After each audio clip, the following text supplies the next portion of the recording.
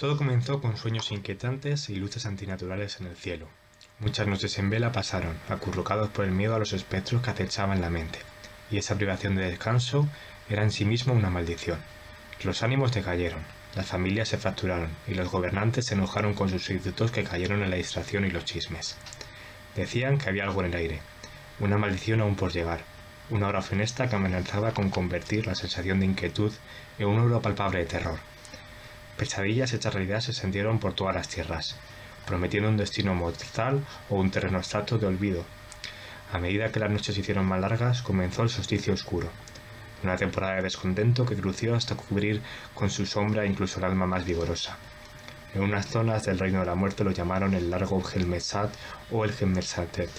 En las ciudades principales de Asik empezó a denominarse la ceniza oficiante, mientras que muchos en Chamos lo denominaron el Glib Merdur. Abundaban los fenómenos extraños, y cada viajero contaba una historia diferente. Algunos estaban relatadas con las manos temblorosas y los ojos muy abiertos, otros con un deleite mórbido. Los comerciantes y exploradores llevaban estos relatos y teorías siniestras a través de la Real Gent a nuevas tierras, solo para descubrir que al otro lado tenían historias tan inquietantes como las suyas. Este periodo llevaba a conocerse en las ciudades libres como la era de las tribulaciones, un nombre que le vino como anillo al dedo. Bueno, pues de esta manera comienza Malignant Portent. Bienvenidos a Mala Wargames. En este vídeo vamos a ver el trasfondo que viene en este nuevo libro. No vamos a leer todos los relatos, solo vamos a leer la historia principal para no hacer muy largo el vídeo y que se pueda quedar la idea. Y si queréis leerlo, pues está bastante barato, por 20 euros en Game Workshop, así que podéis comprarlo. Y nada, suelo trabarme, a veces me trabo cuando leo, así que os pido disculpas las veces que me vaya a trabar. Espero que lo disfrutéis tanto como voy a disfrutarlo yo leyéndolo. Lo he leído de manera superficial, aunque cuando voy a leerlo ahora en profundidad va a ser ahora con vosotros. Y por eso pues va a haber cosas también que a mí me sorprendan y que también a veces a lo mejor incluso me pararé para ver si he entendido bien lo que están diciendo. Bien, pues con esto empieza el trasfondo de Malignant Portent. Bienvenidos a Mala Wargames, espero que disfrutéis y adentro con ello.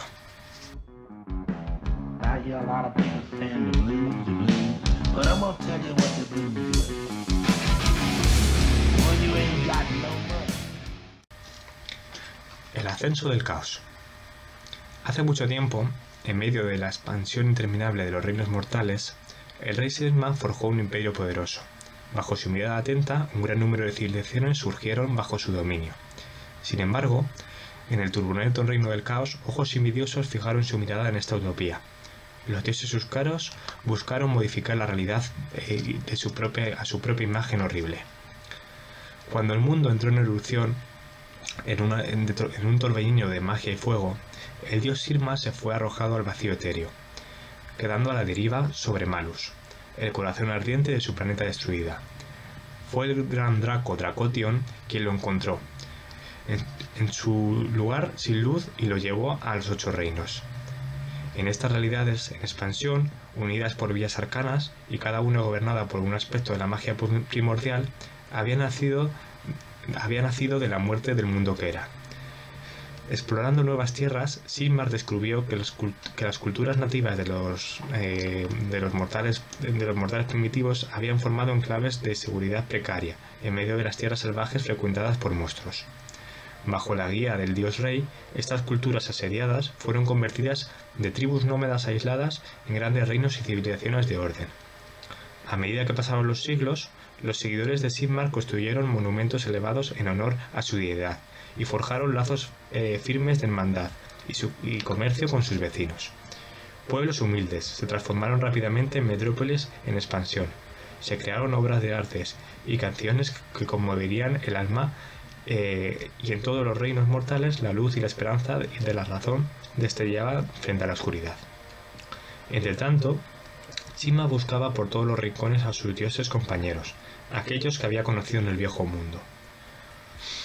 Uno a uno los encontró, dispersos por la realidad. Despertándolos de sus sueños, Sigmar formó un panteón divino, y durante un tiempo las naciones de hombres Duardin, Aelf y Orruk, e incluso los muertos vivientes, trabajaron en pos de un mismo objetivo, el hacer suyo los reinos mortales. Con tensiones que minaban desde dentro, la gran alianza de Sigmar no duraría. Los dioses oscuros del caos, esos poderes antiguos nacidos de las emociones furiosas de los mortales, no habían abandonado sus deseos de conquistar la realidad. Lenta e insidiosamente ejercieron su influencia perniciosa en las grandes civilizaciones que Sigmar había establecido. Los viejos odios se reavivaron y las semillas de la traición se sembraron profundamente. Sigmar trataba de mantener unido su panteón fracturado. No vio el mal creciendo en el corazón de su nuevo orden. Nagash, el supremo señor de los no muertos, desdeñó los intentos de diplomacia del dios rey. A Gorkamorka, la deidad bestial de la raza salvaje de los pieles verdes, no le importaba nada un mundo libre de luchas y de guerras. Los cambiantes dioses elfos perseguían sus propios fines misteriosos, y Alariel, diosa del reino de Jade, se retiró a los claros de Giran para estar entre los suyos. Lunni, el herrero divino de los Duardines, simplemente observó cómo sufría su pueblo, creyendo que su liberación solo podía ganarse mediante la autonomía. Consumido por la culpa, abandonó a Cir y se exilió. Percibiendo la debilidad como tiburones atraídos por la sangre, los dioses mortales invadieron los reinos mortales. Legiones demoníacas se desbordaron en la realidad, quemando y matando a voluntad. Grandes reinos fueron derribados de la noche a la mañana, y sus ciudadanos fueron masacrados u obligados a vender sus armas a los dioses oscuros. Aunque los ejércitos de Sigmar se agruparon y lucharon valientemente contra la marea creciente del caos, fue un esfuerzo audaz pero vano. Con el corazón atenazado por el dolor, Sigmar se vio obligado a retirarse a Cirheim, abandonando a su pueblo a la ruina y el tormento que caracterizaba los siglos siguientes en un periodo que llegaría a conocerse como la Era del Caos. Sin embargo, Sigmar no había olvidado a su rebaño atormentado. En Athirheim, la sede de su poder, el dios rey forjó un ejército sin parangón, un ejército nacido para luchar contra los horrores retorcidos del caos. Un relámpago celestial rugió a través de los cielos, y el estruendo de los martillos anunció las inminentes guerras. Las fuerzas del orden volverían a reclamar todo lo que habían perdido, y la furia de su venganza sacudiría los cimientos de los reinos. Bueno, hasta aquí cosas que ya sabíamos. Continuamos con las guerras Real Games. La venganza de Alto Azir. En una erupción de furiosa luz y truenos, la tormenta de Sigmar atravesó los 8 reinos. Guerreros ataviados con armaduras de placas relucientes cayeron a la tierra sobre columnas de energía celestial, obligando a retroceder a las legiones del caos en un sacrificio sangriento. Estos campeones de la era eran los Stonkas Eternal, y su llegada anunciaba una era de esperanza.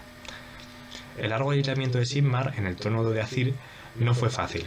Cada fibra del dios rey anhelaba regresar a los 8 reinos para batallar contra los odiosos dioses del caos y sus retorcidos servidores. Sin embargo, en su corazón Sigmar sabía que no podía haber triunfo contra las fuerzas que contaba, superadas en número y dominadas por los horrores que se extendían desde los reinos del caos. Para defenderse, necesitaba una nueva raza de guerreros, capaz de enfrentarse a muchas abominaciones de los dioses del caos. Sin embargo, sin temor ni duda en sus corazones, y así surgieron los Stonkas Eternal. En el momento antes de dar su vida, en la guerra contra el caos, los espíritus de los héroes mortales fueron llamados a Azir, sobre tormentas celestiales, para ser transformados en campeones de destreza marcial sin par y voluntad indomable. Ataviados con sigmarita brillante y empuñando espadas y martillos, imbuidos con los rayos del dios rey, se convirtieron en las armas definitivas de la guerra contra el caos. Ni siquiera la muerte podía reclamarlos, ya que si eran derrotados volvían a Cirheim como una niebla de poder celestial, listos para ser reforjados de nuevo. El primer desafío de los Stonkas Eternal sería recuperar las valiosas puertas de Azir. Estos portales dimensionales serían vitales en el conflicto venidero, ya que abriría la senda entre los reinos, permitiendo a los ejércitos recorrer distancias impensables en un instante. El primero se encontraba en la península de Briston, reclamado mucho tiempo atrás por las legiones mortales de Khorne.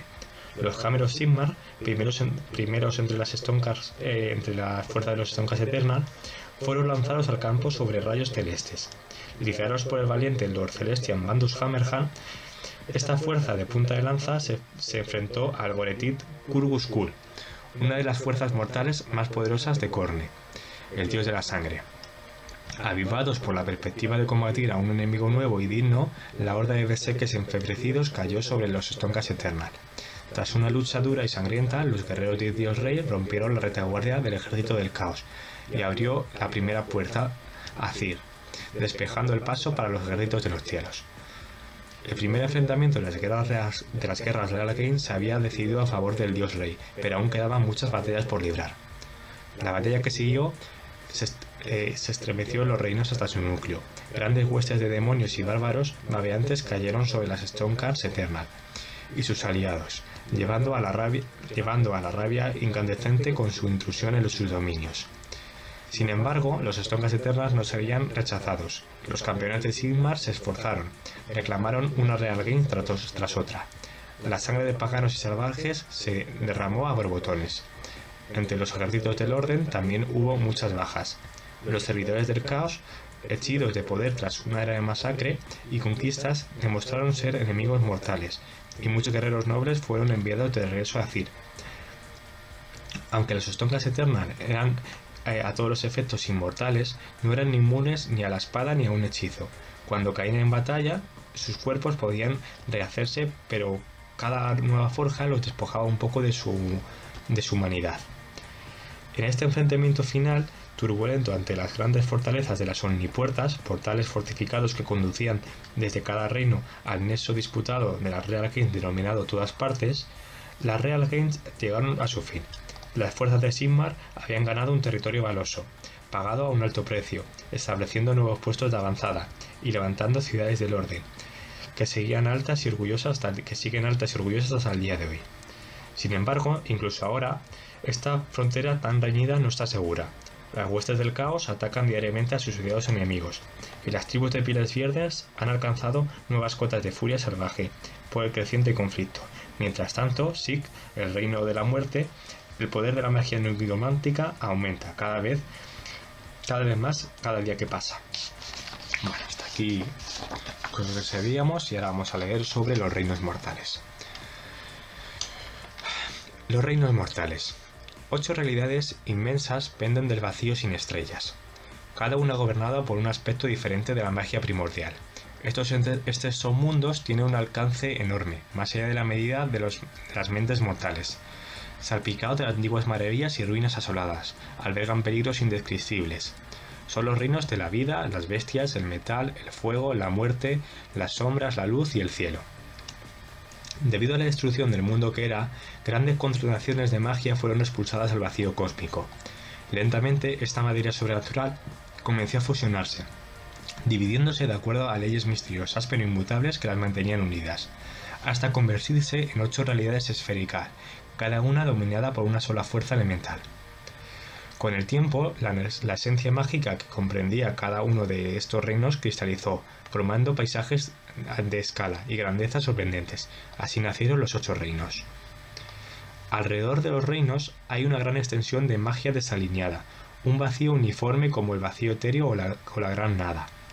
Más allá de esta, la pesadilla que es agitada de los reinos del caos, el dominio de los dioses oscuros. Algunos eruditos de Azir explican que los tentáculos de la materia odiosa se extiende constantemente desde este lugar desagradable, tratando de perforar el velo entre los mundos y verter la esencia del caos en la realidad. El reino de los cielos, Azir, brilla en el vértice del cosmos. Este reino por sí solo se distingue de los dioses de los oscuros, ya que es el asiento del poder de Sigmar, y fue aquí donde se retiró durante la terrible era del caos. La esencia innata de cada uno de los 8 reinos moldeaba no solo su forma física, sino también el espíritu de todos los que viven allí. 3 reinos han sido remodelados por los pueblos libres desde la tormenta de Sigmar recorriera las tierras. Así, el reino del fuego es un lugar de pasiones furiosas e intensidad fulgurante, dominadas por cadenas montañosas volcánicas, mareas hirvientes y restos de cenizas humeantes corrompidas por los estragos del caos. Su gente es de sangre caliente e impulsiva, disfruta del momento, en lugar de preocuparse por el futuro.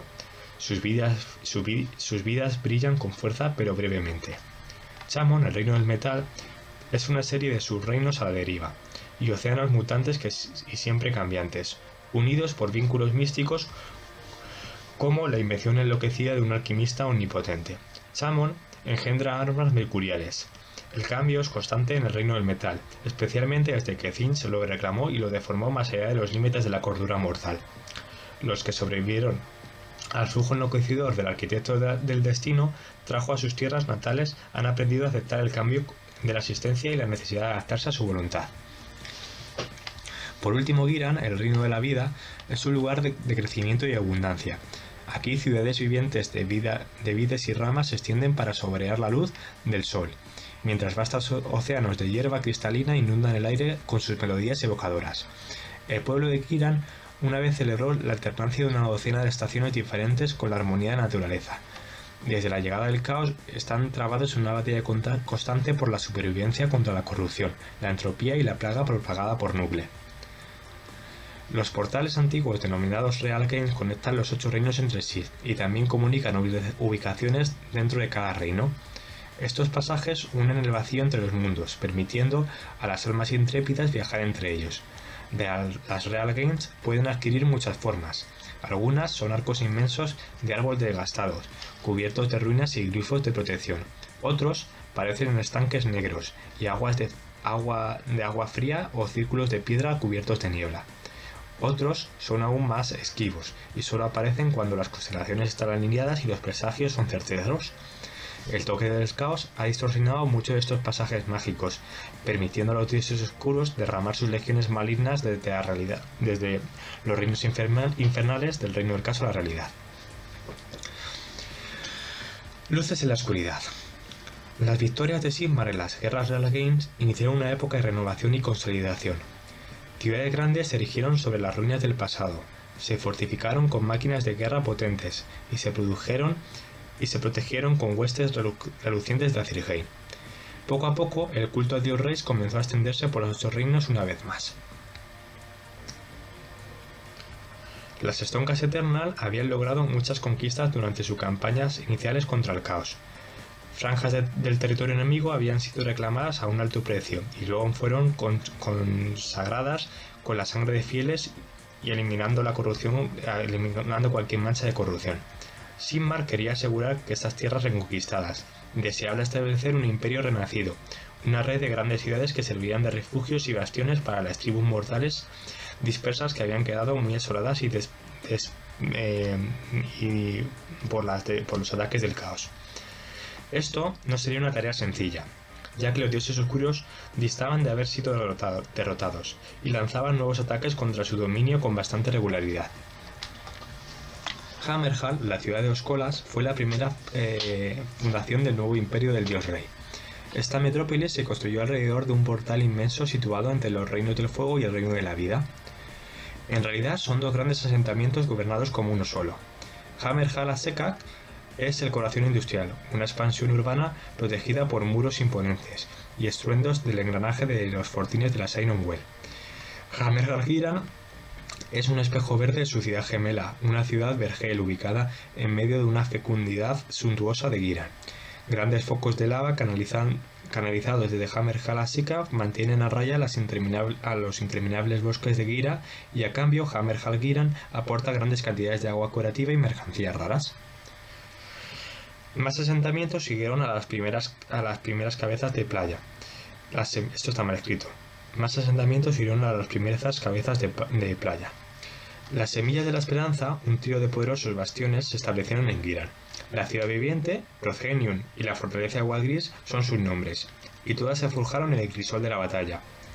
Hordas de monstruos, cultistas, retorcidos y pieles verdes enloquecidos intentaron derribar estos bastiones de la ley y la cordura desde el momento de su creación, pero las fuerzas del orden lucharon con valentía nacida de la desesperación.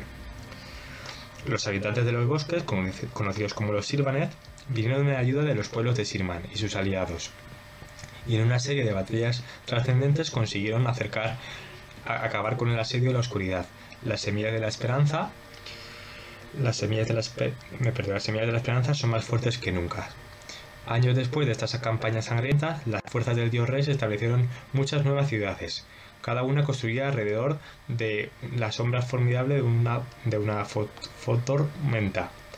Las imponentes ciudadelas de los Estoncas Eternas que protegen cada Real King recuperada. Avirgel y Ojo Tormenta en Asik, Stelsis en Gur, Forghonlint y el lago Teclis en el Reino de la Muerte. Estos faros de progreso se llenaron de almas mortales, y sus guarniciones y defensas mantienen a raya las múltiples amenazas de los reinos. Sin embargo, los habitantes de estos refugios serían tontos si pensasen que están a salvo dentro de estos muros. El poder invita al desafío, y los 8 reinos están llenos de señores de la guerra que verían el saqueo de una de estas grandes ciudades como una prueba de su poder. Espías y cultistas se filtran en un torrente de civilización cual veneno, y criaturas antiguas se agitan en las catacumbas, cubiertos de polvo situados bajo las bulliciosas calles de la ciudad. Las fuerzas del orden deben permanecer vigilantes, ya que su imperio está construido sobre el precipicio de la ruina. Perdón. Voy a beber un poco de agua.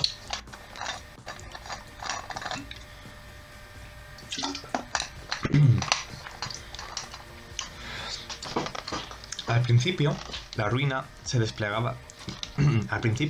que desplegaría su sombra durante la era de Sigmar fue lenta e insidiosa, prácticamente ignorada. Después de todo, el dominio del caos sobre los reinos mortales aún era fuerte. Había amenazas más inmediatas. Durante el primer mes, presagios extraños y profecías oscuras surgieron como setras tras una lluvia de primavera.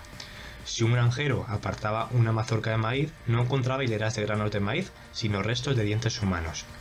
Si una doncella ordeñaba a sus vacas, solo tenía sangre. Los pastores corrían a ponerse a salvo, mientras su ganado huía como en medio de una confusión y rabiosa.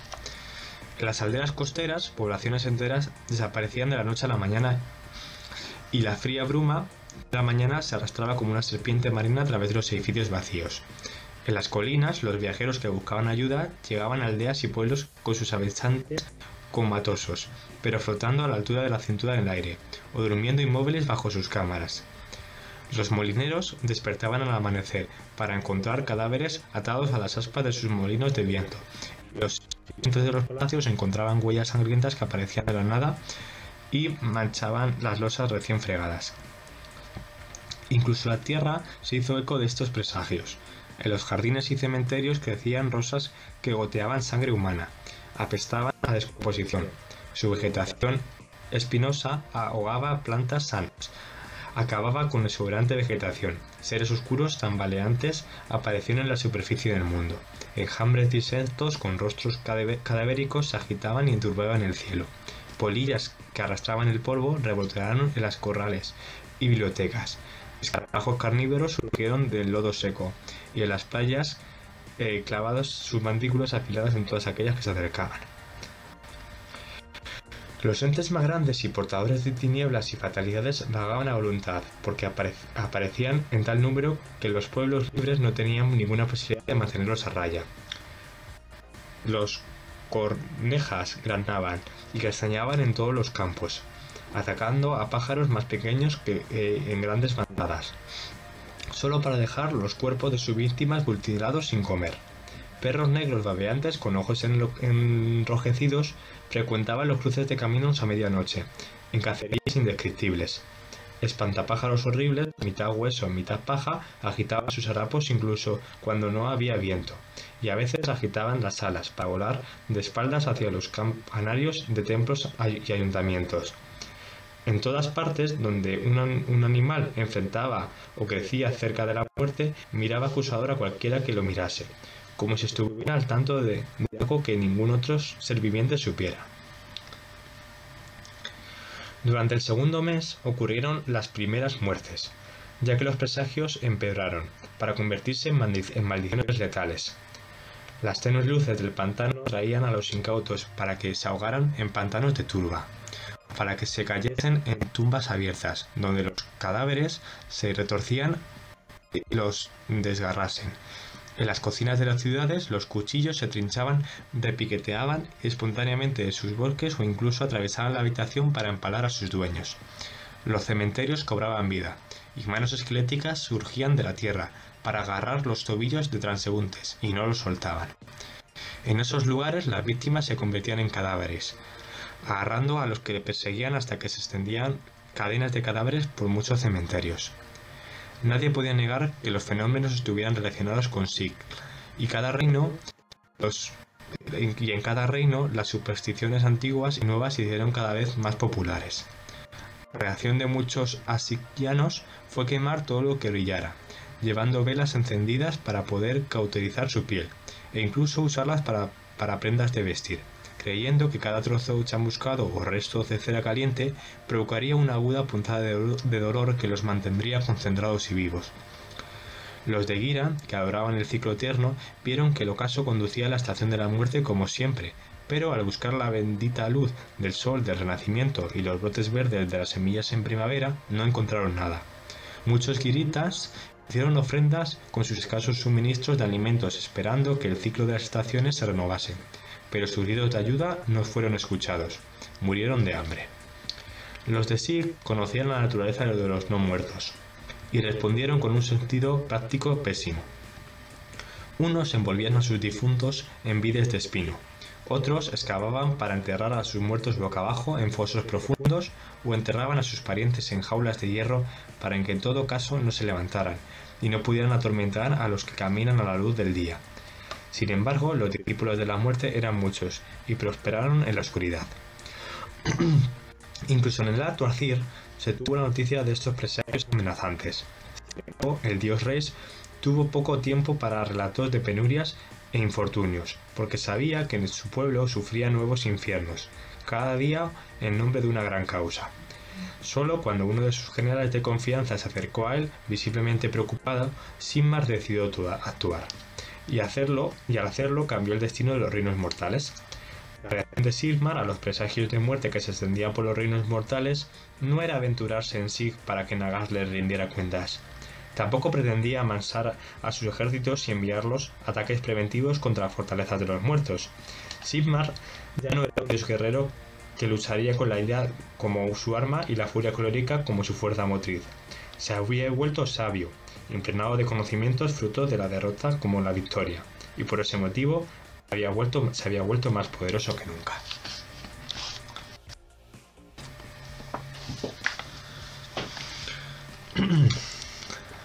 Las Wall-Crisper Citadels.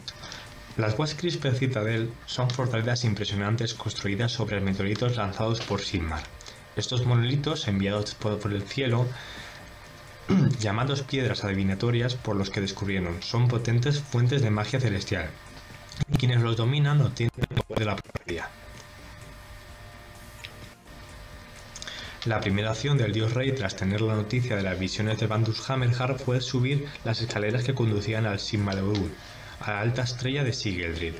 Hizo ese ascenso escarpado por acantilados de luz cósmica y expedió viajes mentales por las estrellas. Dice la leyenda que aunque le abrasó el cuerpo y el alma, tomó los cuerpos celestes más brillantes de la gran bóveda de los cielos, sacándolos del cielo y con un gran movimiento lanzándolos con todas sus fuerzas a través del cosmos. Cientos de cometas ardieron en el vacío etéreo, parpadeando con llamas azules de la voluntad de Sigmar. En todos los reinos excepto Azir, los que miraban hacia el firmamento presenciaron una lluvia de meteoritos sin parangón. Sin embargo, la acción del dios rey fue más que un simple espectáculo. Atravesando los cielos, los meteoritos se precipitaron a través de las nubes y miles más, espesos como la niebla, para impactar con una fuerza estremecedora, incrustándose en unas tierras ya liberadas del yugo del caos. Solo entonces, Sigmar reveló a sus guerreros de confianza lo que pretendía, y no solo a las filas de sus Stonehorn, sino a los Lord Ordinator, expertos en ingeniería del destino y de la guerra. Los Lord Ordinator de Sigmar forjaron un camino hasta el lugar de impacto de cada meteorito, pues tenían el deber de usar sus poderes proféticos para mejorar la Gran Cruzada. Cada meteorito celestial era rico en la piedra del reino, una sustancia que los videntes y los sabios tomaban como magia cristalizada. En verdad, la piedra del reino adquirió una forma diferente en cada uno de los reinos mortales y sucedáneos.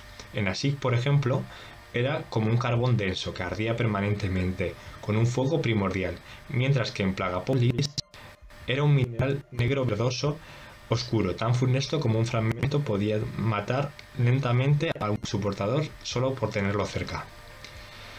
Dentro de los cometas terrestres había vetas ricas de piedra, del reino de Azir, conocidas por algunos como el Celestio, depósitos de polvo de estrellas que centellaban blanco y azul en las zonas expuestas por las superficies cortadas de la roca. Hombres sabios con la fuerza de voluntad suficiente para concentrarse en las visiones fracturadas podrían extraer visiones divinas de fuerza de estos monolitos y espiar las acciones normalmente invisibles a los ojos de los mortales.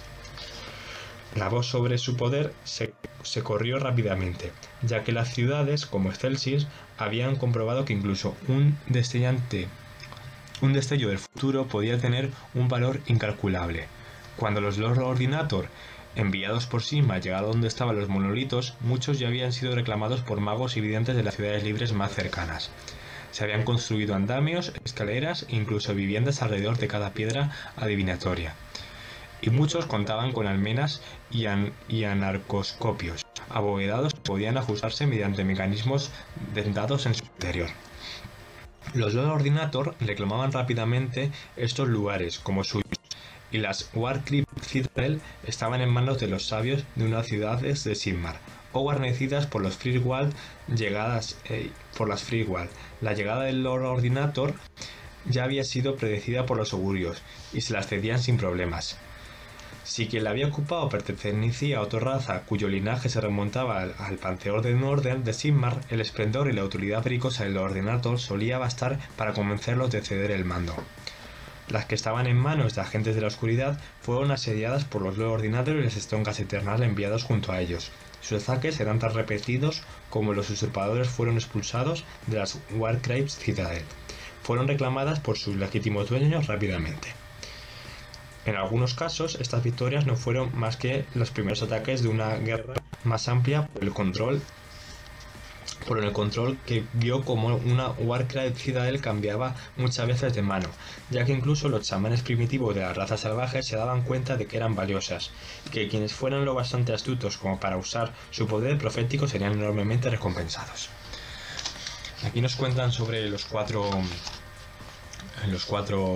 heraldos, el Lord Ordinator. También hace una pequeña descripción de los 4 dioses del caos, los 5 contando la reta cornuda, y sus motivaciones en esta guerra, pero en este primer vídeo no los voy a leer. Vamos a continuar con lo central de la historia, ¿de acuerdo? Poco a poco, uno a uno, las tribus y naciones de las que adoraban a los dioses oscuros experimentaron visiones poderosas. Solo los que rendían homenajes a todos los poderes ruinosos percibieron que estos destellos de gloria y epifanías increíbles en su totalidad. La mayoría de los dioses del caos deseaban unir a sus seguidores mortales bajo una bandera, sin importar a qué dios llamaran patrón. Los adoradores de Korner, Nugle, Zin, Slanen luchando juntos podrían vencer a cualquier obstáculo. A continuación, los dioses enviaron visiones a quienes estaban a su favor. Los campeones bárbaros sentían astillas de rabia incrustadas en sus mentes. Vagaban a través de los mares y las Real Game, y fragmentos de certeza los impulsaban a seguir sin descanso, dándoles poder para que las tribus en guerra se postrasen ante ellos con muestras de su fuerza. Los supervivientes más duros fueron visitados de noche por pequeñas moscas que se posaban en ellos mientras dormían. Se despertaron con una necesidad ardiente y febril de contar la amenaza mortal a sus clanes y sus tribus, sus naciones e incluso su especie. La noticia del cataclismo inminente se extendió como un reguero de pólvora, y en poco tiempo las huestes armadas de docenas de diferentes naciones marcharon por el desierto en busca de guerra. Los líderes de la guerra más inteligentes sufrieron sueños perturbadores, en los que su pueblo era enterrado vivo en polvo de cadáveres. Confiando en sus parientes más cercanos, descubrieron que ellos también habían experimentado las mismas pesadillas. Aunque tuvieran en secreto sus razones, estos líderes condujeron a su pueblo a un gran éxodo, y sus sermones y discursos atrajeron a más huestes bajo su estandarte. Tras las celebraciones de sus últimas victorias, muchos señores de la guerra se despertaron con un llanto lúgubre metido en las cabezas. El verso de un juglar se repetía una y otra vez, desesperante en su repetición, y solo disminuía cuando hablaban de ellos a otros. El verso hablaba de un tiempo en el que la muerte gobernaría, y era tan vívido e inquietante que la descripción de que tantos guerreros como reyes juraban hacer todo lo que estuviera en su alcance para evitar que se volviera realidad. A la sombra de las civilizaciones derrumbada en las alcantarillas acribilladas de las ciudades y los espacios mordisqueados entre la realidad, ratas albinas diminutas trepaban por los hombros de los que planeaban conquistar desde hacía mucho tiempo. Con un susurro aquí y un mordisco allá, pusieron la noción del desastre venidero en las mentes de 1 millar de hombres influyentes, y les dijeron que si no actuaban, todo lo que habían trabajado se derrumbaría antes de dar resultado. El interés personal en una herramienta poderosa, y poco después miles de caminos habían sido arrasados al paso de ejércitos, y cada general en busca de poder que pudiera acumular antes de que estallara la tormenta. A pesar de esto, emisarios de los dioses del caos viajaron a través de los reinos mortales que reclutasen a guerreros de toda raza, color y credo tenían como enemigo común y un destino en la mente: Sic, el reino de la muerte. Básicamente nos explican que los diferentes dioses del caos se unen de alguna manera para evitar el ascenso de Nagas y de los muertos, y movilizan a sus ejércitos. Bueno, continuamos tras la Drakot War Kings y vamos a ver cuáles son las motivaciones de los ejércitos de la destrucción. La destrucción en auge. Los augurios que destruyen los reinos afectaron a hombres y a Duerdin, Alf y Pieles Verdes por igual. Pero mientras las razas civilizadas se acurrucaban juntas frente al fuego y contaban cuentos con moraleja, las hordas de la destrucción lucharon contra los terrores de la mente, del mismo modo que cualquier otra amenaza, respondiéndola como una marea de violencia sedienta de batallas. O sea, que los ejércitos de la muerte de la destrucción dijeron que empezaba la fiesta, básicamente. Vamos con la muerte y cuáles son las motivaciones de Nagas. Perdón. Muerte en el viento. Las garras heladas de Nagas desgarraron a todas las naciones del Reino de la Muerte y a un centenar de otras civilizaciones. Cuando los augurios de condena aparecieron por todos los reinos, los que tenían visión de la bruja alertan a sus señores de la esperanza. Uy, esto está mal escrito, a ver. Cuando los augurios de condena aparecen en todos los reinos, los que tienen visión de la bruja alertan a sus señores de la esperanza de evitar que sus peores temores se cumplan. Pero Nagas ha jugado este juego durante milenios y su victoria final está cerca. Aunque las razas mortales se vuelven más prudentes debido al desastre que se cierne sobre Sic, ninguna está segura de su naturaleza. Algunos han predicho que la marea de energía mortal que cubre todos los reinos, otros ven un remolino enorme o un pozo succionador de arenas movedizas negras con una presencia inmensa escondida en sus profundidades. Los profetas de la ruina, los eruditos de los cielos superiores y aquellos que auguran el futuro en tripas derramadas han pasado de tener atisbos de inquietud a una certeza férrea de que las fuerzas de la no muerte están a punto de multiplicar su poder a nivel aterrador.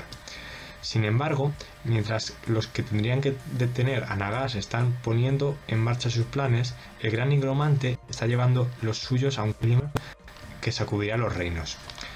Nagas lleva mucho tiempo trabajando en secreto, y aunque la inmensidad de su ambición no puede disimularse para siempre, ha mantenido sus obras ocultas tanto tiempo que algunos de los videntes que lo han predicho temen que ya sea demasiado tarde. El ego del gran nigromante ha crecido en proporción a su poder.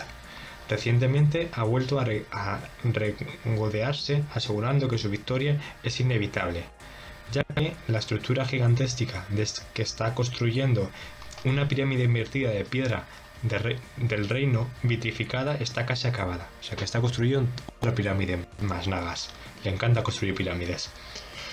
Alardeando de su imposibilidad de frustrar sus ambiciones, ha comenzado a enviar a sus emisarios a los pueblos y las naciones que considera dignos de servirle en su imperio de no muerte. La mayoría de los heraldos de Nagas proceden de las filas de los Nighthaut, los fantasmas.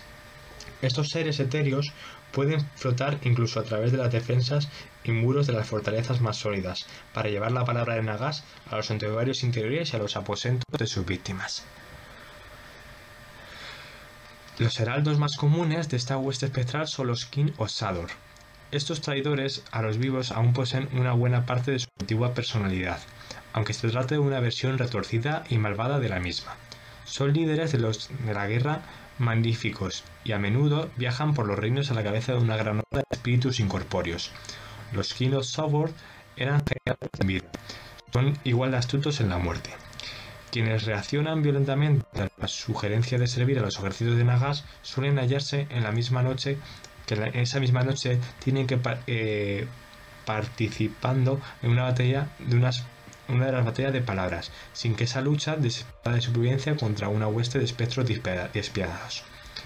Si los que no tienen una moral incrementable juran lealtad a un King of Soul o otro porteador de las malas noticias, reciben la marca de Nesrosonei, una marca mágica que asegura que su alma sea entregada a Nagash al final de sus días. Al aceptar la marca, abandonan cualquier posibilidad de ganar un lugar en los ejércitos de Sigmar. Es importante, significa que Nagash ahora puede marcar a los mortales para que cuando mueran no vayan al reino de Azir y ya puedan ser convertidos en Stonecaps Eternal, sino que vayan al reino de la muerte. Renuncian a la salvación de aquellos reencarnados por los templos internos de Promethium, así como a renacer en los reinos de Jade. Incluso pierden el último recurso de consagrar sus almas a los dioses oscuros. Su destino está dispuestos. Los que alcanzan Nagashizar llevando esta marca oscura se librarán de un purgatorio no viviente con un cadáver andante. En su lugar serán asesinados en un ritual para después resucitar como un gran general hechicero no muerto. Estos individuos saben con certeza que recibirán la inmortalidad después de la muerte, aunque sea a disposición de un dios vil y nigromántico. Nagash está obsesionado con el acto de robo de almas, y durante milenios se ha convencido a sí mismo de que cada alma que muere es legítimamente suya, siempre que sus peregrinaciones encuentren un sitio desde el que su alma se haya ido a un lugar que no sea Sil, tal vez o al Alto Azir, a Uglu, al Reino del Caos, sus súbditos podrán encontrarla. Los Crithound husmean y merodean en busca de pruebas corporales de robo. Los Nigromanters lanzan sus runas de hueso para buscar la ubicación del alma perdida. Los Soul-Blooded Vampires cabalgan en sus corceles infernales por las Real Games y portales ocultos para rastrear a los espíritus errantes, aunque pocos tienen éxito. Algunos de los que creyeron haber escapado de las garras de Nagash son arrastrados de vuelta al corazón de Sik, donde son recuperados y dotados de una nueva forma terrible por el poder oscuro de Nagashizar. Nagashizar es la ciudad de Nagash. Bueno, el reino de Sirk. Me queda un poco más. El reino de Sirk. El reino de la muerte fue una vez el dominio soberano de los que habían pasado por los avatares de la vida mortal. Esas almas pasaron a convertirse en un espectro, o una sombra o una versión particular del más allá. Desde aquellos días más sencillos, Sik ha sido conquistado 2 veces, una vez por la llegada de Nagash que trajo la suerte de la no muerte y otra por los estragos del caos. Cada reino mortal es en esencia una convergencia de energía mágica mezclada con la esencia pura de la creación. Cuando los reinos surgieron, tras la destrucción del mundo antes del tiempo, la gran mayoría de la magia de Sik, la energía de la no muerte, reposó en un área del vacío etéreo. Ese área es conocida por los estudiosos de Azir como el reino esfera de Silk, o el reino de la muerte. Silk es un lugar de finales y de un declive silencioso. No es un dominio contiguo, sino una miada de inframundos, todos fusionados en el mismo plano. Se cristaliza magia de muerte pura, y tal es la riqueza de las energías contenidas dentro del inframundo que tanto Nagash como los dioses oscuros han tratado de romperlo para alimentarse de su poder. La naturaleza de Sik es objeto de estudio y debate constante entre las gentes de otros reinos, porque todos los mortales quieren saber qué les pasará al final de su vida. Toda sociedad tiene ideas preconcebidas sobre dónde terminan después de la muerte, ideas transmitidas por los padres y sus padres ante ellos. En Sig, a cada uno de estos destinos imaginarios se le concede primero una presencia espiritual y después una manifestación física. Los hombres y mujeres de cultura chamánica que tengan fe en la esfera de un paraíso dorado y ordenado van aún más allá que se parece mucho más a esta descripción. Los Duardin, que creen en la existencia de una mina interminable de diamantes, se encuentran a título póstumo uniéndose a sus antepasados con el pico en las manos en una prospección gozosa de costuras brillantes. Por el contrario, los que creen que serán castigados por sus malas acciones son enviados a purgatorios terribles de su propia cultura, ardiendo sin cesar en un lago de fuego atrapados en una telaraña colosal, con los juguetes eternos arácnidos gigantes. Ni bueno ni malo, el reino de la muerte es simplemente el final de todas las cosas, donde cada alma deberá o debería encontrar su destino. Esto es muy curioso, significa que el reino de la muerte son como los diferentes infiernos de cada religión. La verdad más fundamental de Sig es que no se compone de un solo inframundo, sino de toda la posible vida de ultratumba en la que ha crecido alguna raza consciente. Esto es una teoría predominante entre los sabios de Azir-Hen y su centro de aprendizaje. La prueba de esa noción son las experiencias en las que ha pasado en Sig y de algún modo se ha desviado en su inframundo a otro, para entrar allí como los espíritus de otras razas, naciones y pueblos que han partido. Cruzar la frontera de una vida de ultratumba, ya sea por un mar frío, brumoso, un continente increíblemente alto o un abismo enorme, y así entrar en otra vida después de la muerte, se convierte en un acto tan profundo que puede enloquecer a las almas débiles e incluso hacer que su espíritu se destruya del todo y que su conciencia quede dispersa por el vacío etérico. Aunque algunos de estos dominios encantados fueron idílicos una vez, casi todos han sido colonizados o conquistados por las fuerzas del caos.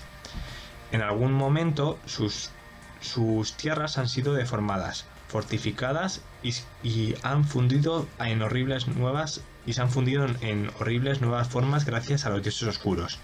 Incluso estos territorios tomados por las huestes de los muertos de Nagas aún conservan las cicatrices de las conquistas maléficas. Aunque las civilizaciones representan los inframundos de Sig como un archipiélago interminable, mientras algunas civilizaciones representan los inframundos de Sig como un archipiélago interminable, mientras que otros lo consideran como un conjunto de placas continentales suspendidas sobre otra, en una pirámide invertida de energía mágica. Muchos tribus Orgor lo ven como una boca increíblemente grande que lo devora todo, mientras que las tribus de alimañas del Rokot Burgut lo consideran un conjunto de madrigueras oscuras incansables. Tal es la naturaleza de tratar de definir lo que una mente mortal no puede acabar de comprender. Los dioses de los 8 reinos tienen una mejor comprensión, ya que pueden pensar de formas distintas a la de los simples mortales. Han aprendido que a medida que un nuevo submundo místico gana terreno en el sistema de creencias de una sociedad, las energías mágicas de Sig se unen dentro del reino de la muerte para formar un reflejo de esa vida de ultratumba, que cristalizan en las nubes de amatista de la esfera del reino, haciéndose cada vez más reales hasta que de un nuevo inframundo se forma y se establecen por las almas difuntas los que verdaderamente creyeron en su existencia mientras aún vivían. Incluso así, la naturaleza fundamental de Sig ha cambiado para siempre, debido a la influencia funesta de Nagas, y el proceso continúa hasta el infinito. Historia antigua. Sig fue fundada por los vivos durante la era de los mitos. Así llegaban a convivir con los no muertos. Así llegaron a convivir con los no muertos encontrando los espíritus de sus propios antepasados e incluso aprendiendo a repeler las almas que habían llevado a la maldad de sus vidas anteriores a sus nuevas existencias. Como en todos los reinos mortales, la mayor concentración de magia pura de Sig está en su borde. Mientras tanto, en el centro está la realidad mortal. La magia es escasa y difícil de aprovechar, ya que las motas de energía que componen su poder sobrenatural eran pocas y distantes. Es allí, en esa zona central, donde la civilización de Sigmar se parece más al corazón de los reinos mortales. Cuando Sigmar trajo por primera vez la cultura aztecita al Reino de la Muerte, unificando bajo su mando a los dispares mortales que vivían allí, se fundaron naciones en las tierras de Sil. Donde más prosperaron fue en el corazón del reino. Aunque en estos lugares había un aspecto morboso en que todos los aspectos de la sociedad se cultivaron cosechas, se engendraron y se criaron hijos, y las maravillas de la civilización se elevaron a partir de la arcilla y de la roca para convertirse en el espectáculo de grandeza vertiginosa. Fue allí donde las tribus y las naciones de los hombres Duardin Elf introducidos en el reino enraizaron con más fuerza.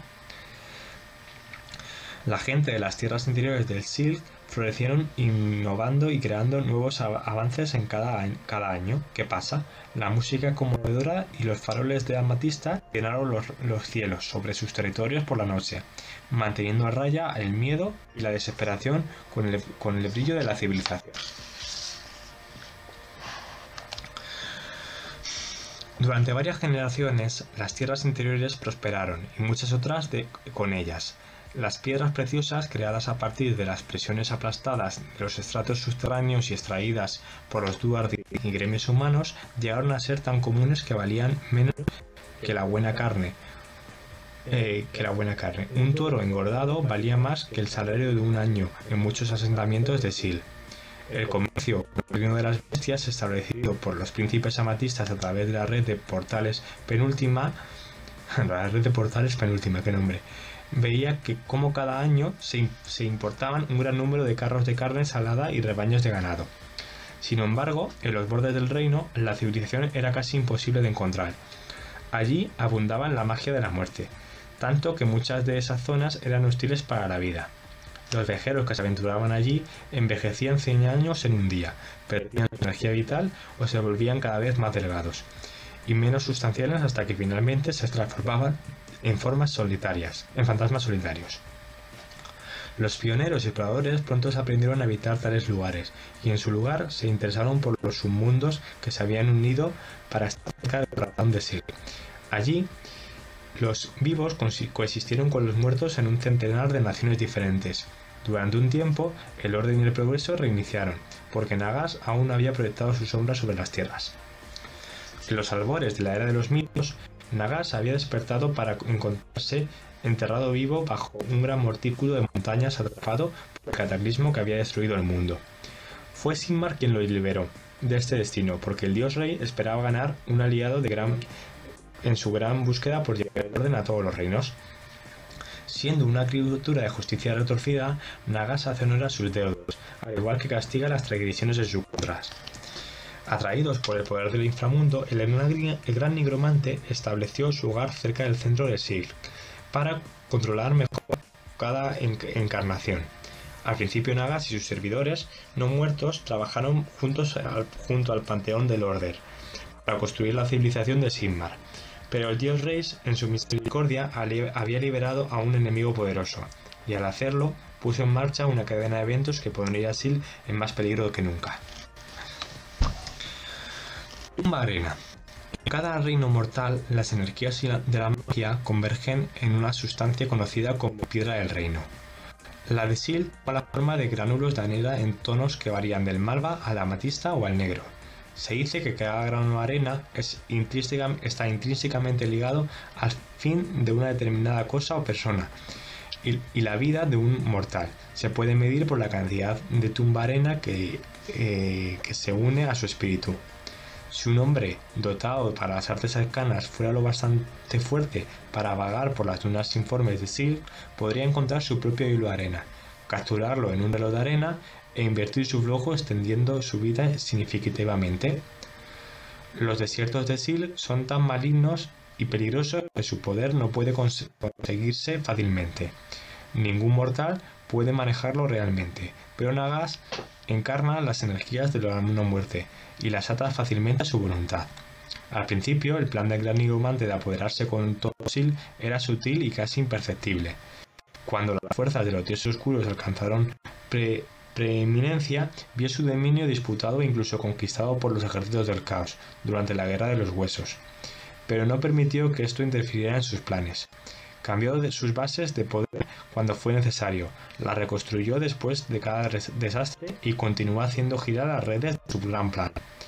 Pasarían largas décadas antes de que incluso los hechiceros y chamanes de Zin, que veían desde lejos, percibieran su intención, ya que los cadáveres previsibles y fatuos que obedecían las órdenes de Nagash no tenían interés para el arquitecto del destino. Sin tener que susurrarle a alguien, excepto a su sirviente más fiel y cercano, Arkan el Negro, Nagash comenzó a amansar la piedra del reino de Sil y construyó monumentos a su propia ambición, dentro de su territorio largamente reclamado. Innumerables millares de esqueletos fueron enviados a los bordes del reino de la muerte. Al estar ya muertos, eran más resistentes que los hombres mortales a energías funestas que vivían sobre aquellas lunas con una oleada de calor de Sil. Su tarea era reclamar la tumba arena que caía en cascadas por las dunas y llevarla al santuario interior de su maestro. Sin embargo, incluso un guerrero no muerto puede deshacerse por utilizar demasiada energía en Sil.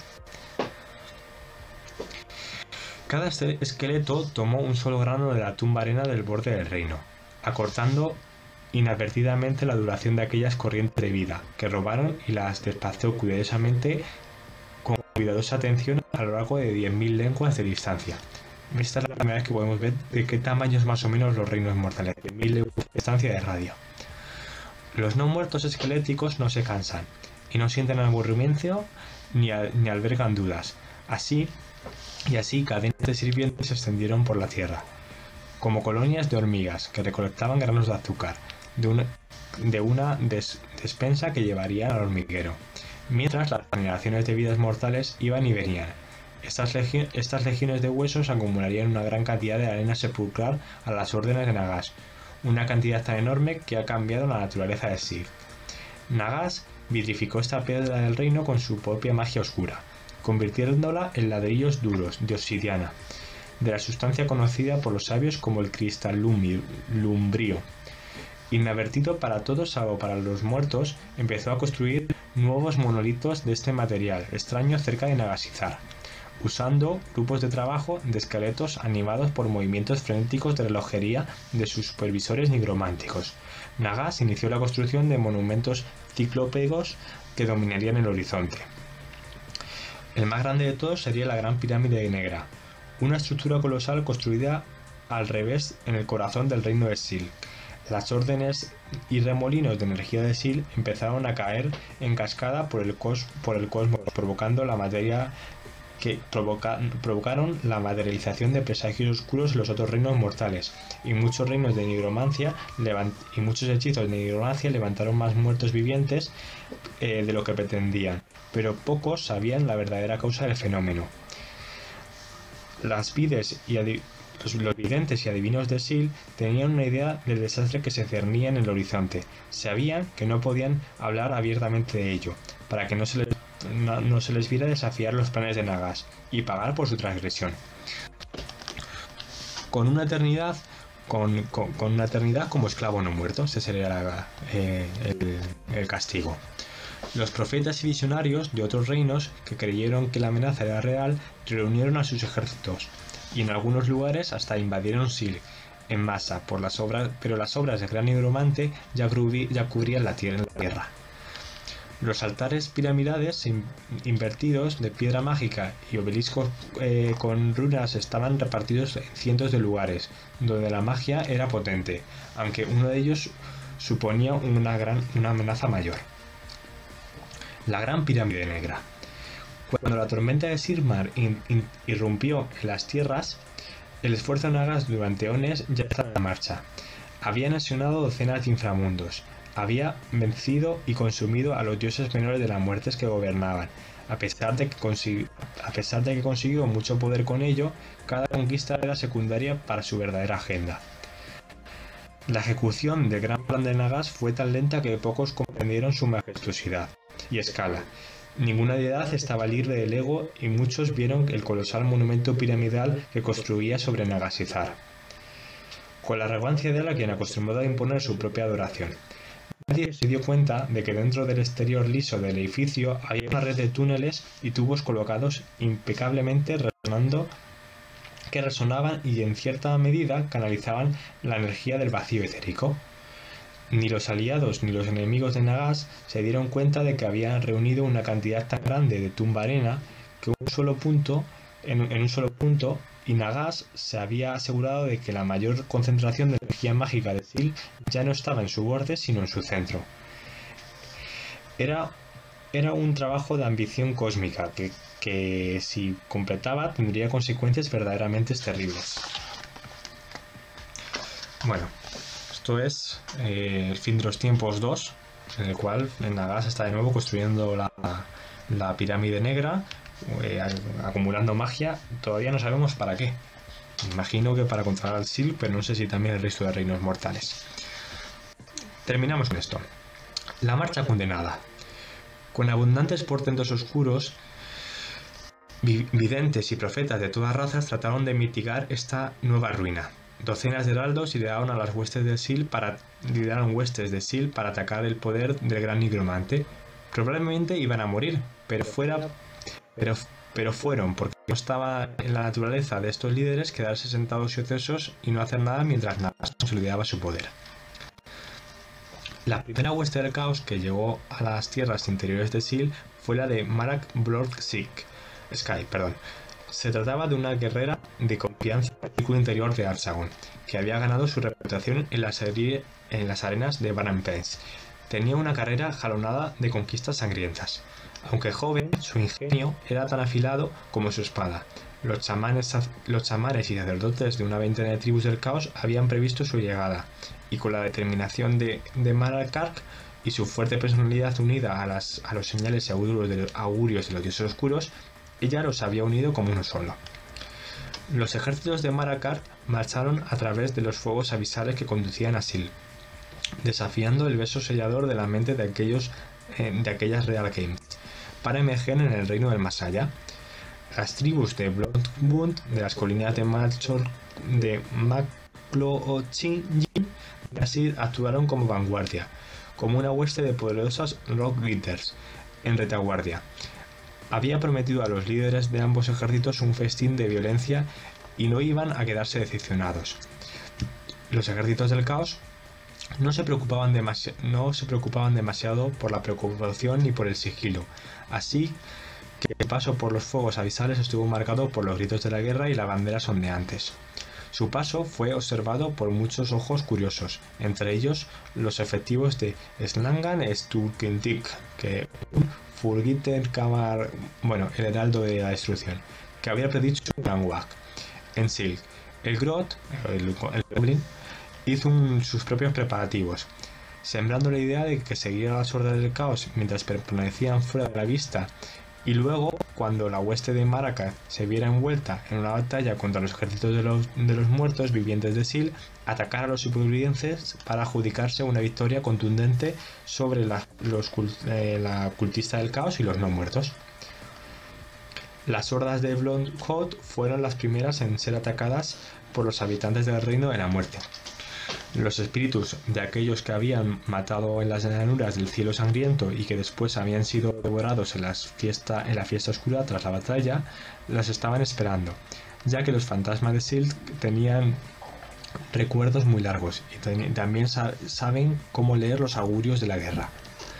En poco tiempo, la vanguardia de Marakark se encontró luchando contra un ejército de espíritus vengativos y de cadáveres medio devorados. Incluso los guerreros caídos, cuyos cráneos habían sido reclamados por el trono de Corne, atacaron a sus antiguos asesinos. Sus cabezas desaparecidas habían sido reemplazadas por puñados de espadas, cuerpos muertos y cabezas podridas en manos de innumerables necromantes. Las exhortaciones de Marakark inculcaron tal furia a sus guerreros que vencieron a sus asaltantes en una sola hora de hachazos frenéticos e implacables. Los devotos del caos no se asustaban fácilmente, y los que una vez habían matado matarían de nuevo a su gusto. Sin embargo, Cada muerto vengativo había derribado a más de una docena de los suyos, y herido o agotado a muchos más. Y sin sentir el cansancio en sus camaradas, buscando enagazizar, las tribus bajo el cielo sangriento lucharon devorando denodadamente, hundiéndose cada vez más en la vida ultratumba. De Silk. Cruzaron abismos imposiblemente profundos. Se abrieron paso a través de cavernas negras. Lucharon contra monstruos no muertos de tamaño de edificios. Pero la tierra del gran nigromante seguía fuera de su alcance. Buscaron los lugares donde los mortales subsistían, esperando obtener la respuesta de sus víctimas, pero no encontraron a nadie que les mostrara el camino. Muchos eligieron una muerte dolorosa, porque la gente Silk sabía bien que el dolor físico era transitorio, pero la maldición de la no muerte puede ser eterna. Temían la ira de Nagash, mucho más que la de otro señor de la guerra mortal. En el 67º día de esfuerzos de las tribus del caos, el aliado de Maracas, el señor de las plagas, Gordon Burger, afirmó haber recibido una visión guía en un sueño febril. Avanzando con un paso seguro, condujo a sus fuerzas combinadas hacia el lugar más intrincado del bosque envuelto en brumas y después hacia el bosque del ahorcado. En secreto, quería sembrar su propia cosecha de cadáveres entre los nudos de cadáveres del inframundo, consolidando su poder y asumiendo el control de toda la expedición a medida que su poder crecía. En esta zona boscosa, las tribus encontraron unos poderosos Brainkentok, los hombres bestias. Tenían los cuerpos pintados con esqueletos con carbón y tiza. Los hombres bestias eran atávicos y extraños. Afirmaban saber cómo llegar a la ciudad del gran nigromante, pero solo ayudarían si los recién llegados demostraban ser dignos del favor de los dioses. Maracas resolvió el asunto peleando en un duelo con el líder de batalla de la Gran Lápida, y aunque quedó desarmada por el brutal asesino, le golpeó con la cornuda cabeza varias veces con el borde del escudo rúnico y reclamó su cráneo como trofeo. Impresionados, los hombres bestias la guiaron a través de los bosques del ahorcado y en dirección a la lejana Whiteclare Citadel del Pináculo de Cobre, situada en una cordillera montañosa que dominaba las tierras de Nagasizar.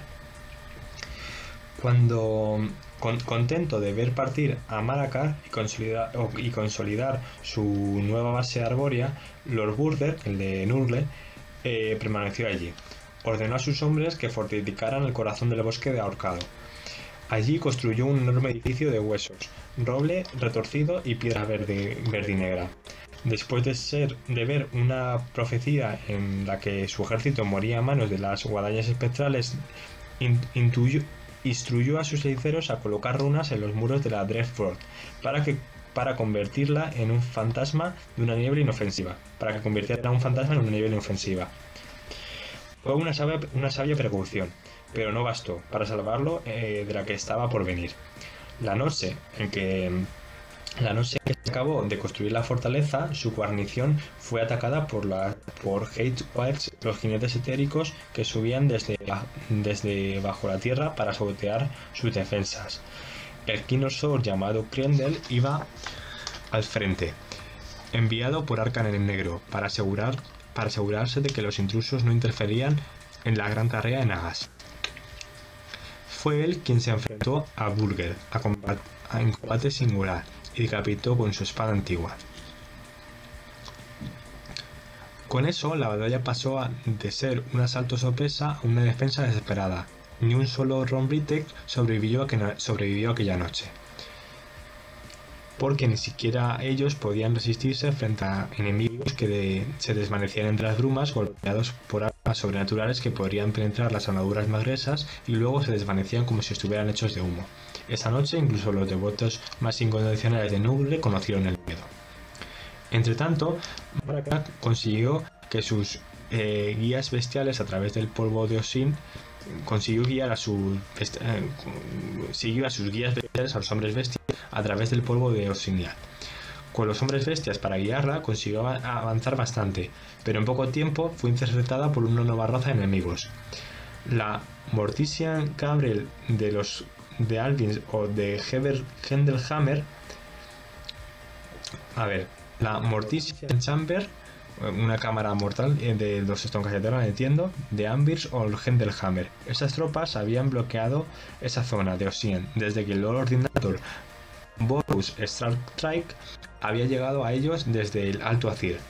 A través de sus adivinaciones en el observatorio de la Ciudadela de las Verdes Celestiales, Starstrike había previsto ríos de sangre fluyendo entre los túmulos del lugar e interpretó correctamente las visiones como una metáfora de la invasión del caos. Con la ventaja de la sorpresa, los Stonecaster Eternals golpearon el centro desde el centro de una tormenta de polvo gris oscuro para caer sobre sus enemigos. Pero Moralkak también había visto un augurio en el que una luna creciente de sangre, A medianoche, del cielo agitado comenzó a llover sangre, fortaleciendo a las huestes del caos con la bendición de Khorne. Su defensa desesperada se convirtió en un contraataque determinado, y los Anilgend fueron rechazados. Más adelante, en el camino de Nagasizar, Lord Starstrike había encontrado una causa común con las huestes de los Stonecaster Eternals, con una hueste de Stonecaster Eternals dirigida por Raulus Halleward Vanguard Chamber. Tienen unos nombres los Stonecaster Eternals siempre.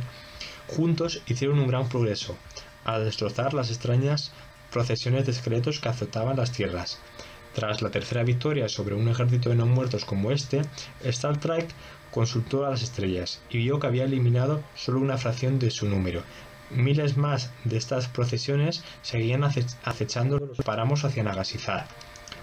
Peor aún, el Lord Ordinator vio presagios de sus compañeros Stonecaster Eternal presionados contra el ejército de los dioses de la sangre. Esto casi lo distrajo porque en su vida mortal el pueblo de Starstrike había sido asesinado por una horda de adoradores de Khorne.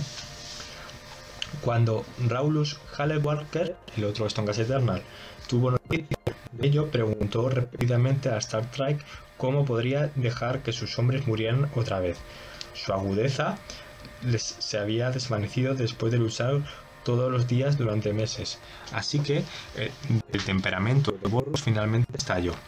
Dio la vuelta en la carretera de Nagasizar, llevando a una gran hueste no a las fortalezas del gran nigromante, sino a atacar a los ejércitos del caos de Galek Walker. Habían informado que estaban a su paso. Con las fuerzas de Starstrike actuando como martillo contra el yunque de Mortician Chamber, la escala de conflicto se intensificó, una vez más atrayendo a más fuerzas del caos hasta que la llanura de polvo de Ossidia quedó cubierta de cadáveres.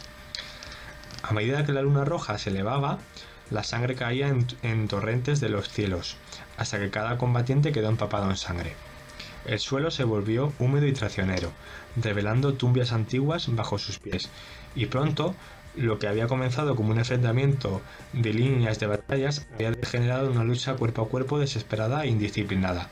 Tratando de inclinar la balanza, Starstrike hizo que los Lord Relictos de su Stonehorse invocaran un gran rayo para golpear a Moralkak y acabar con la amenaza que ella representaba de una vez por todas.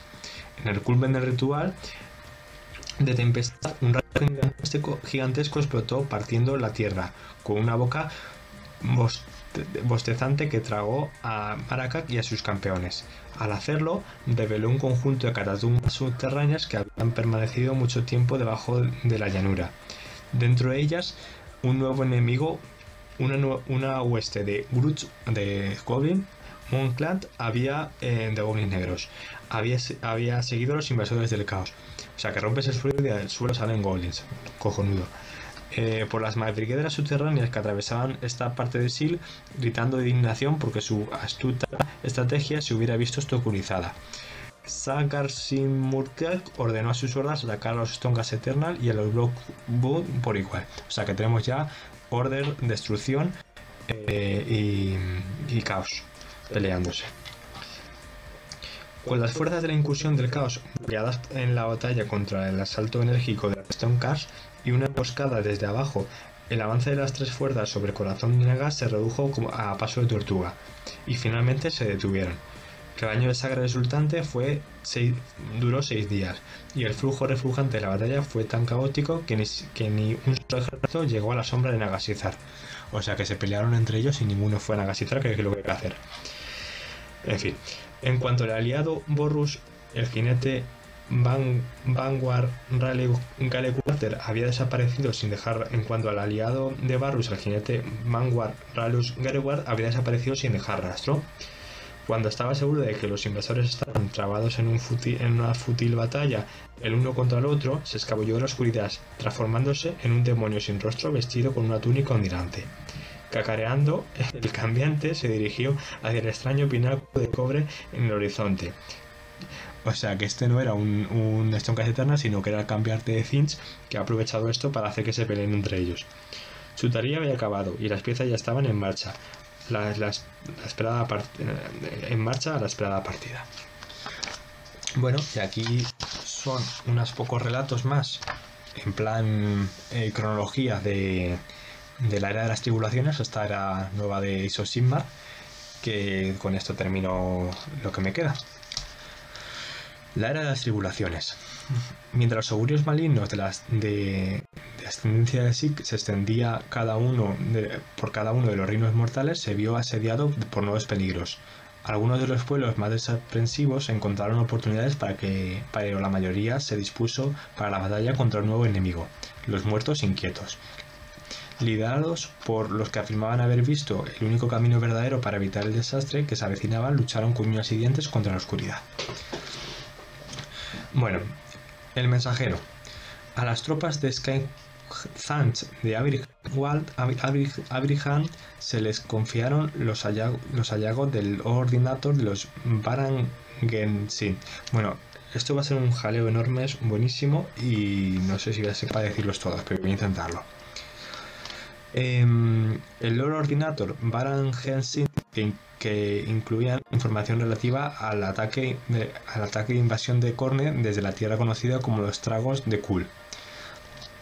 Al líder Skyhald Gonsonmont de los Yelmos Alados se le dijo que avisara a Ojo de la Tormenta.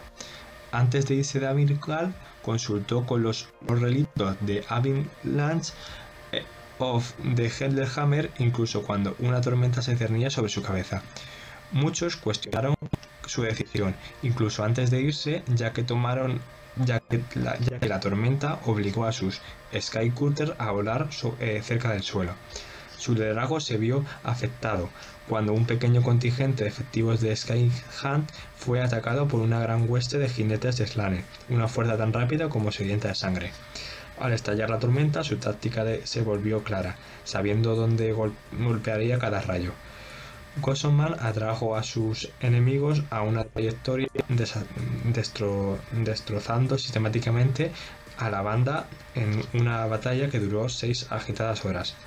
El mensaje llegó a Ojo de la Tormenta y a su debido tiempo, aunque Gossan sufrió una pequeña herida en una batalla que se infectó y finalmente causó su muerte por envenenamiento de la sangre. Como sea todo así. Reclamado por la tumba. Cuando su ciudad fue atacada por no muertos por quinta vez, desesperada, el desesperado monarca de Krendel de Pulverger salió al amanecer en busca de un parlamento. Encontró a quien sospechaba que estaba detrás de los ataques, un viejo enemigo del regimiento llamado Brandenburg. Durante sus recriminaciones apareció el maestro Draenburg, un esquelético e imponente conocido como señor de la Mansión Negra. Llegó a un acuerdo con el rey Krendel. Regresaría a su ciudad luciendo un guante de malla de oro en su mano derecha. Aunque cesaron los ataques de los no muertos, el comportamiento de Krendel se vuelve cada vez más errático. Y según su reina, no se quita el guante, ni siquiera cuando duerme. 10 días después, la ciudad es invadida por los no muertos. 20 días después apareció el King of Sword con un guante, apareció un King of Sword con un guante de malla dorada saliendo de Punch Hell con un ejército de muertos a su lado. O sea que le regaló un guante y se convirtió en no muerto. En pos de las almas. En cada reino mortal, los muertos inquietos buscaban sitios de potencia mágica. Cuando en una tierra ven a las estoncas eternas regresar al Azyr, los muertos se reúnen en la tierra, agitada para quedarse inmóviles, como si esperaran la reaparición de los guerreros dorados. Cuando un campeón Dracotac es reclamado en cuerpo y alma por los poderes del caos, los cadáveres deambulan y gimen en sitios durante días. Los Glut olfatean el aire tratando de oler algo.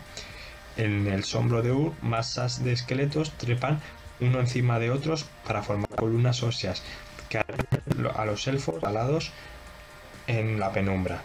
Ningún lugar es seguro para escapar del control de Silk.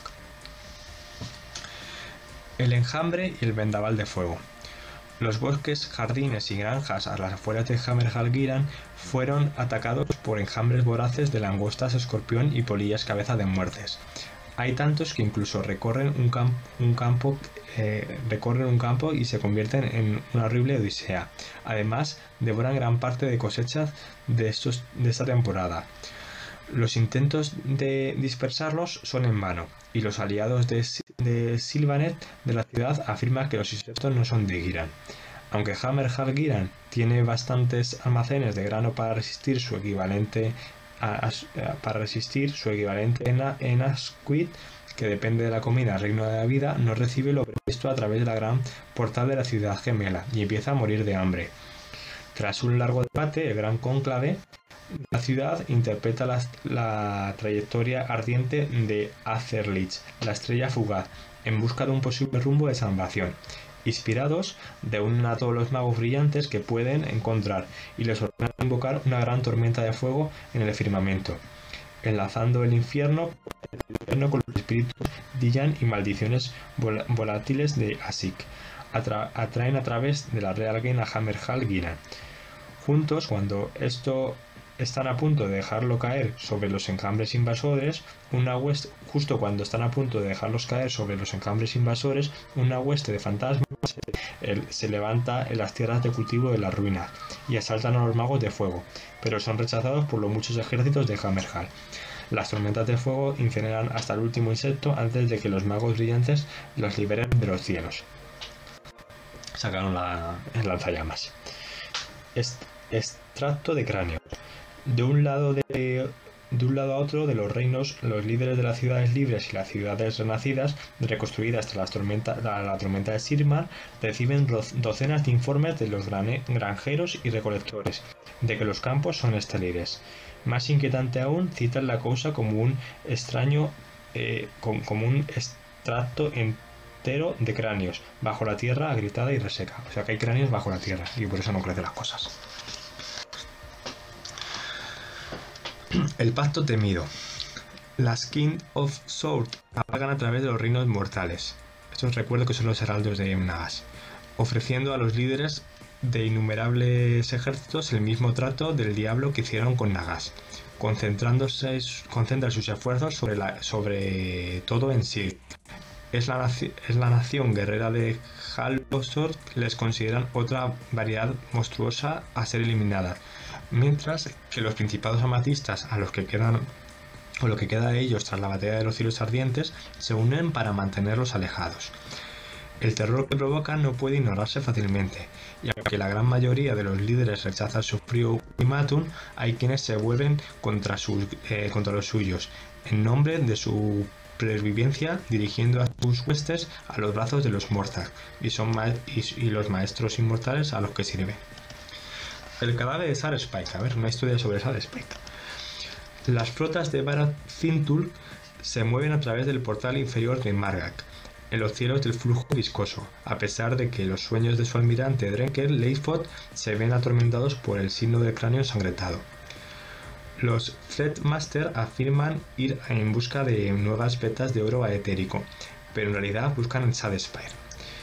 Viajan a través de los puertos de montaña azotados por el viento, luchando contra horrores vampíricos alados y enjambres de murciélagos devoradores de carne.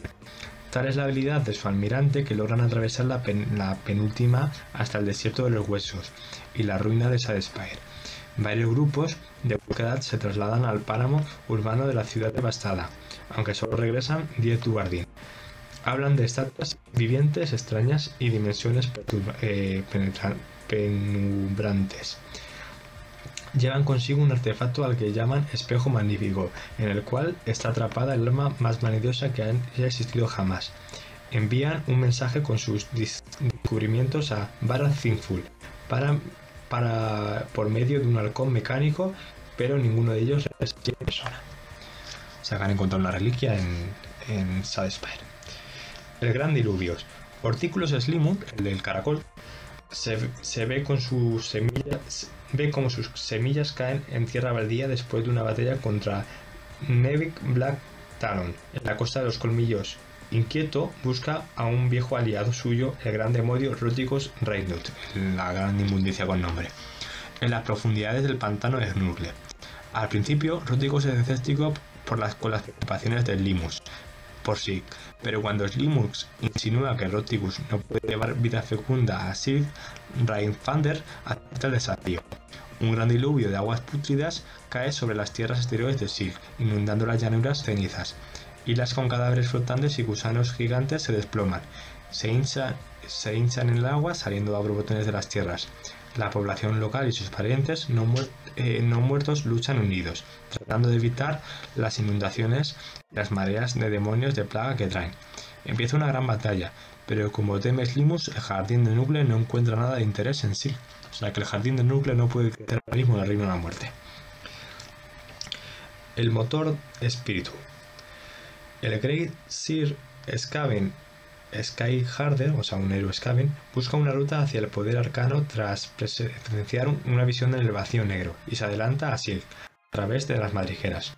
Sus servidores empiezan a minar las vetas de tumba arena que encuentran cerca del borde del reino, y sus máquinas mágicas extraen piedra del reino de la arena común con ingeniosa rapidez y eficacia. O sea que las ratas están quitando la tumba arena esta.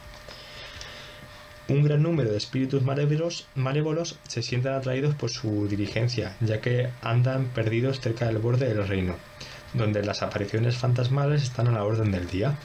Las tropas del Grey Sir usan su invento de sifón espíritu, una piedra imán mágica que atrae los espíritus hacia ella, para evitar que los fantasmas ataquen efectivamente con efectividad plena. O sea que tiene una especie de piedra que hace que vayan los fantasmas y así los distraen. Finalmente, el dispositivo atrae a un coro de Bangeis vengativos. La cacofonía resultante es tan terrorífica que la siguiente hornada de Skaven que Grey Sir envía a reforzar el lugar solo encuentra cadáveres de Alimaña, cuya piel se ha vuelto blanca a causa del miedo. O sea que las ratas se cagan de miedo por los gritos de las arquitectas. Los destellos de Excelsior.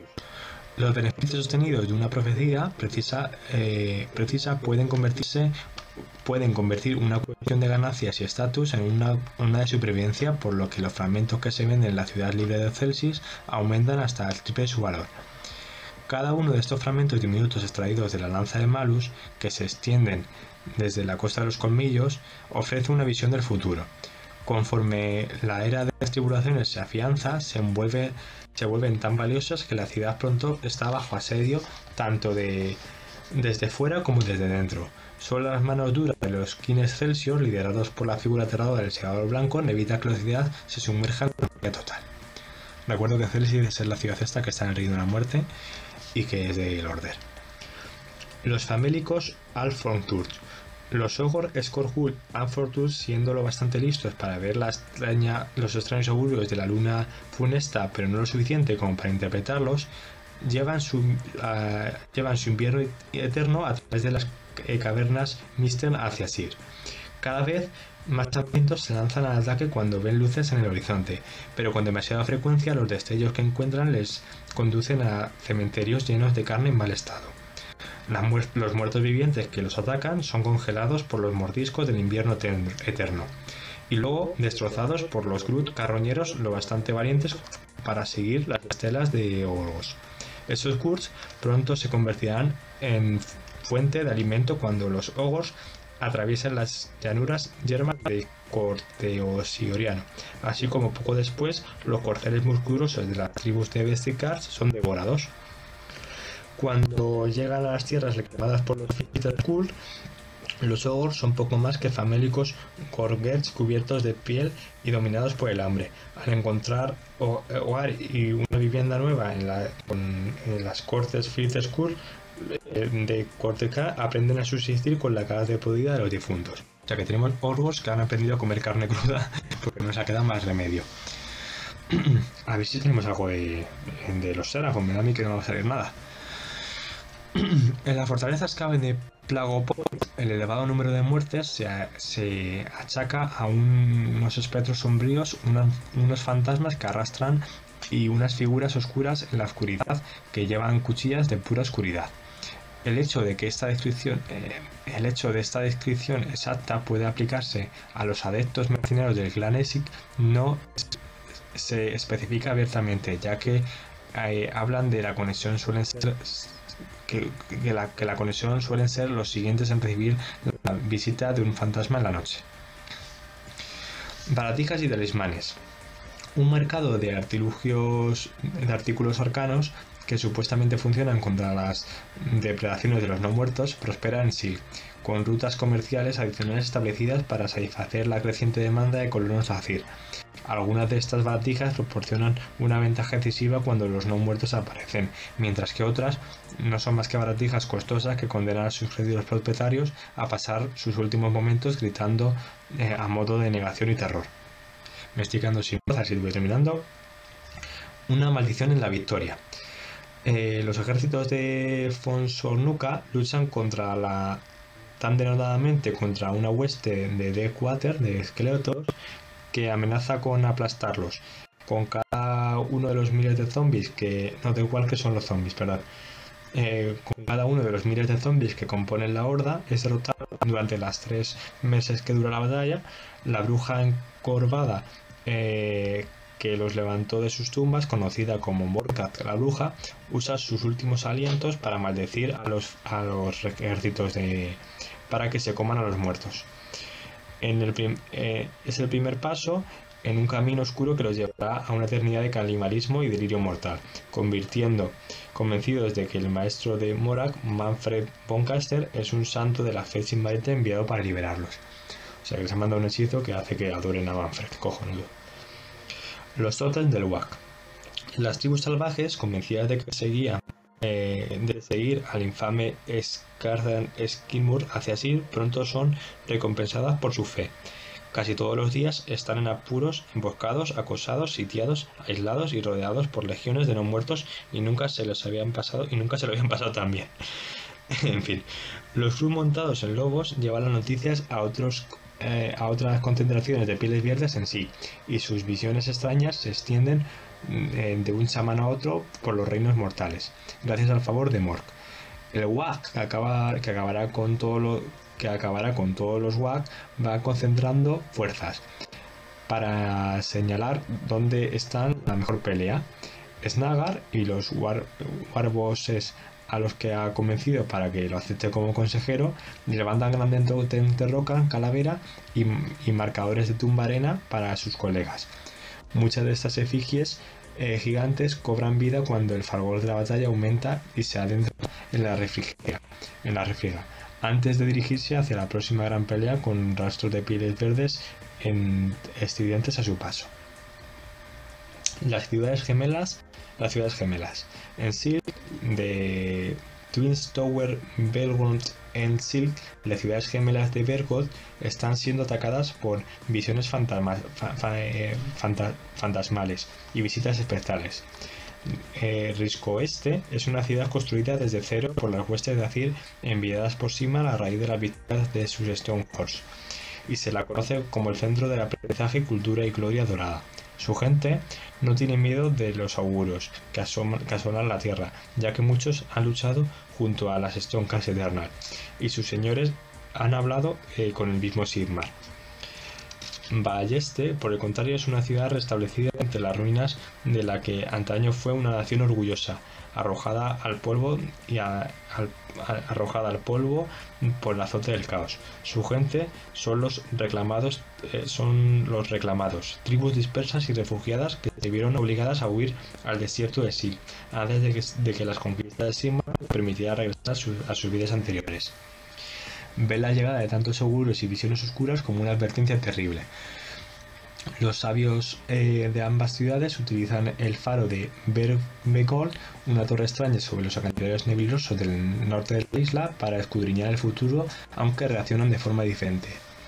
En Ballester se siguen todas las supersticiones posibles y la milicia del pueblo va adornada con trigo negro, piedras con agujeros, alas de cuervo, trampas de arañas, docenas de supercherías y frascos de agua sagrada extraídas del lago Alto. La ciudad de Riscotet Este recurre al entrenamiento militar y a la creación de redes de artillería, ya que consideran las precauciones supersticiones de Ballester tonterías carentes de fe e inteligencia, y muchos versos crueles o burlescos ridiculizan a Ballester. Cuando un ejército de muertos marcha sobre la ciudad, gemelas tanto Riscon como Beasten son sitiadas. Los primeros días, las baterías de artillería de Ristocket diezman a los Deathwalker, a los zombies, y las bestias no muertas que arrastran y sobrevuelan la ciudad, pero cuando un mar de fantasmas cruzan las filas de no muertos, solo los magos de la ciudad son capaces de detenerlo, y no pueden estar en todas partes a la vez. En Ballester, la superstición de la gente y su experiencia lidiando con los no muertos los mantiene en una buena posición, ya que todas esas supersticiones tienen una base. Muchos de los terrores etéreos son desterrados con agua sagrada o retenidos con una corona de espino plateado. Y la milicia habiendo luchado contra horrores no muertos durante más tiempo del que pueden recordar, prueban ser una defensa tan potente como las formaciones aziritas de Rick Caston. La guerra por las ciudades gemelas llegan a su punto álgido cuando Risk Este finalmente es conquistada por los fantasmas, que atraviesan sus muros recios. La gente de Rico Este resucitan como criaturas grotescas y se suman a los ejércitos de muertos y asaltan Valle Este. Con las filas de invasores doblemente reforzadas a la defensa tenaz de Valle Este finalmente se rompe, cae poco a poco su gente y se devora y es devorada por los muertos vecinos. Pues esto ha sido todo. Faltan cosas del trasfondo, sobre todo de los personajes. Eso puedo hacer un vídeo más cortito con ellos, ¿vale? Y continuar con ello. Aquí empieza ya el trasfondo, bueno, primero las imágenes de Meta y demás, las miniaturas y tal, y aquí ya empiezan las reglas, pero eso lo vamos a hacer en otro vídeo porque ya tengo la voz cascada. Espero que os haya gustado. No he hecho, hace mucho que no, bueno, creo que no he hecho un vídeo tan largo leyendo por lo menos. Y que, por favor, que ha sido un currazo, que siento haberme trabado las veces que me he trabado, no estoy acostumbrado a leer en voz alta, y que espero que os haya gustado, darle un me gusta si ha sido así, compartirlo en vuestras redes sociales, y nos vemos en el siguiente vídeo ya hablando de las reglas. Un saludo de Juan Carlos para Málaga Wargames. Chao.